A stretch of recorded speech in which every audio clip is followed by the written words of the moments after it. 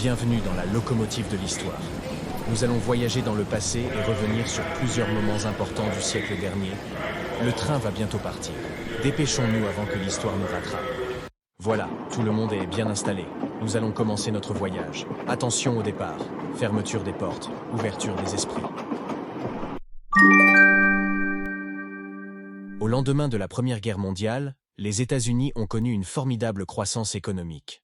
Personne ne s'imagine alors qu'en une simple journée à Wall Street, le pays s'apprête à provoquer l'une des plus graves crises économiques de l'histoire, la Grande Dépression. De ce fameux jeudi noir de 1929 à la Seconde Guerre mondiale, la débâcle s'est propagée dans le monde entier.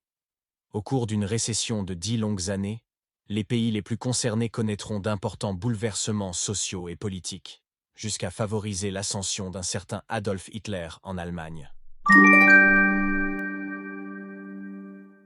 Au cours des années 1920, les États-Unis entrent dans une phase de reconstruction où l'économie connaît un certain essor.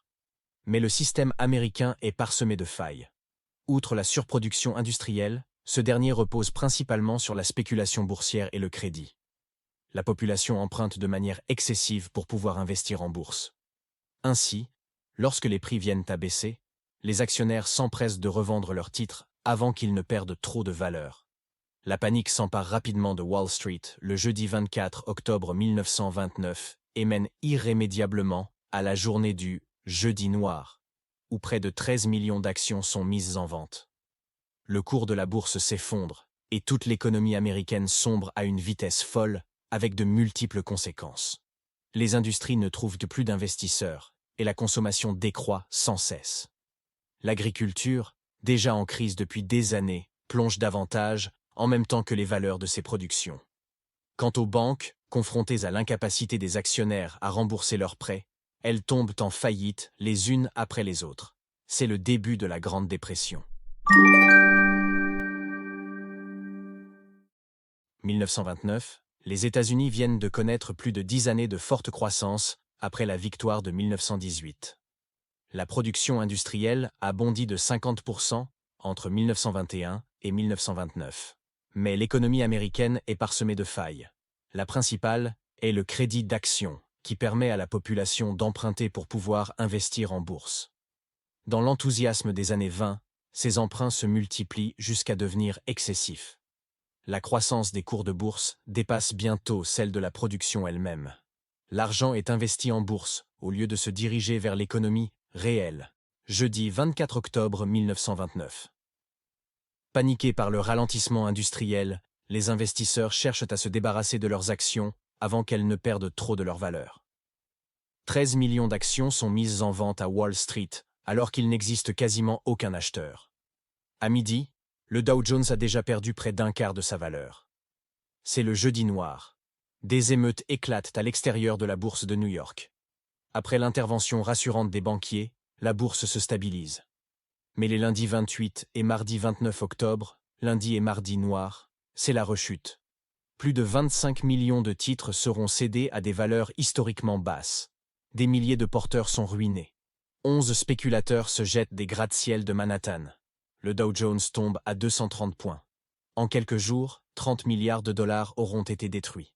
Il ne faudra que quelques jours, à la fin de l'année 1929, pour que la crise boursière se propage à l'économie réelle. Les ménages américains qui avaient emprunté massivement pour investir en bourse ne peuvent plus rembourser leurs crédits. Pour les banques, cela se traduit rapidement par des pertes sèches. La quasi-totalité des établissements décident donc de resserrer leurs crédits. Les premiers à en souffrir seront les entrepreneurs qui voient leur trésorerie de plus en plus fragilisée. Les faillites qui s'en suivent amplifient encore un peu plus la fragilité des banques. Pris dans ce cercle vicieux, les épargnants américains se ruent sur leurs banques pour retirer leur argent. Mais sur place, les caisses seront bientôt vides. Plusieurs établissements bancaires font finalement faillite à leur tour. Le 30 juin 1931, l'un des plus emblématiques, l'American Union Bank, ferme ses portes. Après la faillite de plusieurs banques et de nombreuses entreprises, l'investissement, la production et la consommation poursuivent leur chute tout au long des années 1930 à 1933. Automobiles, bâtiments, distribution. Tous les secteurs de l'économie sont touchés simultanément. la Grande Dépression a commencé et sa principale conséquence, un chômage massif, met des millions de ménages américains en difficulté. Dans les entreprises, le manque de liquidité, l'effondrement des prix et l'accumulation des stocks amènent rapidement à des licenciements massifs. Tandis que la production chute de moitié entre 1930 et 1932, le chômage est multiplié par 3 aux États-Unis. Il est passé de 4 millions à 12 millions de demandeurs d'emploi.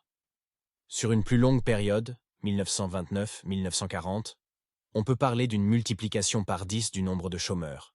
Dans les années 1930 aux États-Unis, les ouvriers les moins qualifiés, les Noirs et les femmes, sont les premières victimes de la crise de 1929. Mais ils seront loin d'être les seuls.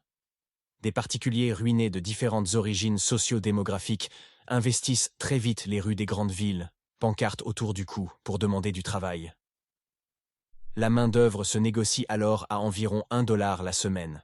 L'objectif, échapper à la misère qui pousse de plus en plus de travailleurs pauvres vers les soupes populaires, une invention née du crack de 1929. C'est la première fois que les pouvoirs publics américains sont amenés à nourrir une partie de la population pour éviter des crises de la faim et des morts en hiver. Dans les années 1930 aux États-Unis, le manque d'argent peut se traduire au sens le plus strict du terme. La monnaie est parfois tout simplement absente lors de la vente ou de l'achat de produits. Preuve de ce blocage global de l'économie américaine, les chômeurs sont petit à petit contraints d'instaurer le troc pour s'échanger biens et services. Selon les villes, ce sont parfois de véritables systèmes réglementés qui se mettent en place pour pallier au vide laissé par la faillite de plus de 9000 banques à travers les États-Unis. L'objectif, échapper à la misère qui pousse de plus en plus de travailleurs pauvres vers les soupes populaires. Une invention née du crack de 1929. C'est la première fois que les pouvoirs publics américains sont amenés à nourrir une partie de la population pour éviter des crises de la faim et des morts en hiver. En raison du poids des États-Unis, qui représentait 45% de la production industrielle mondiale, la crise de 1929 se propage à l'ensemble des économies occidentales. Pour tenter de sortir de la débâcle, les banques américaines récupèrent leurs capitaux investis en Europe. Dès 1931, le Creditanstalt, la plus grande banque autrichienne, doit se déclarer en faillite. L'Allemagne voit sa Danatbank elle aussi sombrer. La livre sterling est quant à elle dévaluée le 21 septembre 1931, provoquant un bouleversement du système monétaire mondial basé sur l'or et talon. En France, la Banque nationale de crédit, ou encore Citroën, feront faillite. Les conséquences sont les mêmes qu'aux USA. Fin 1933, on atteint 6 millions de chômeurs en Allemagne, 3 millions en Grande-Bretagne et 900 000 en France. Lors d'un discours à la convention du Parti démocrate à Chicago, le 2 juillet 1932, Franklin Delano Roosevelt évoque pour la première fois la notion de « New Deal », une nouvelle donne économique et sociale inspirée de l'économiste britannique John Keynes. Le New Deal a pour objectif d'enrayer la crise par une réforme du système bancaire, l'abandon de l'étalon or, la dévaluation du dollar, la limitation de la production agricole, les aides économiques et sociales et le lancement de grands travaux comme l'aménagement de la vallée du Tennessee. En France, la Banque nationale de crédit, ou encore Citroën, feront faillite. Les conséquences sont les mêmes qu'aux USA. Fin 1932, on atteint 6 millions de chômeurs en Allemagne, 3 millions en Grande-Bretagne et 900 000 en France. Gouverneur de l'État de New York, Roosevelt sera élu président en 1933 pour mettre en place ce programme. L'investissement de l'État dans les 100 premiers jours sera considérable. Le déficit atteindra 1,3 milliard de dollars en 1933 et continuera à augmenter jusqu'à 3,5 milliards de dollars en 1936. Les premiers 100 jours de l'administration Roosevelt sont aussi marqués par la question du chômage. Des manifestations pour l'emploi mais aussi des émeutes de la faim ont déjà éclaté dans plusieurs villes. En 1933 est créée la Federal Emergency Relief Administration, FERA, pour soutenir divers programmes d'aide. Roosevelt veut aussi remettre le pays au travail. Travaux de reboisement, production hydroélectrique ou lutte contre les inondations. Tous les moyens sont bons pour occuper les chômeurs. Avec des centaines de milliers d'emplois créés, les premiers mois du New Deal visent donc surtout à rétablir la confiance. Mais certaines des mesures adoptées sont toujours d'actualité aux États-Unis, comme le Social Security System, qui assure la protection sociale de 90% des Américains aujourd'hui.